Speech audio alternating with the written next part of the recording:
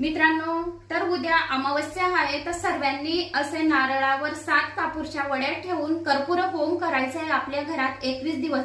असे केल्याने घरातील नकारात्मक ऊर्जा आणि सततची कटकट, जी काही ऊर्जा असेल, नजर दोष असेल, व्यापारात लाभ होत नसणार, या घरात सतत भांडणं चालू आहे, नवरा बायको या सासू सुनेचे, या मुला आईचे, सुने सासूचे होत आहे, तर असा कर्पूर होम सतत 21 दिवस करायचा आहे। जर अमावस्येच्या दिवसापासून आपण कर्पूर होम केला असा 21 दिवस, तर आपल्या घरातील नकारात्मक ऊर्जा दूर होऊन घरात पॉझिटिव्ह ऊर्जा आणि सकारात्मक ऊर्जा निर्माण होते, घरात माता लक्ष्मीची बरकत राहते। अमावस्येच्या दिवशी आपल्याला हा उपाय नक्की करायचा आहे। अमावस्येच्या दिवशी ओम नमः शिवाय या मंत्राचा जप केल्याने मनातल्या इच्छा पूर्ण होतात। अमावस्येच्या दिवशी मुगाची डाळ, शहद, दूध, पंचामृत, दूध, घी, दही आणि साखर असे जर आपण पंचामृताने शिवलिंगाचा अभिषेक केला, तर आपल्या मनातल्या सर्व इच्छा कामना पूर्ण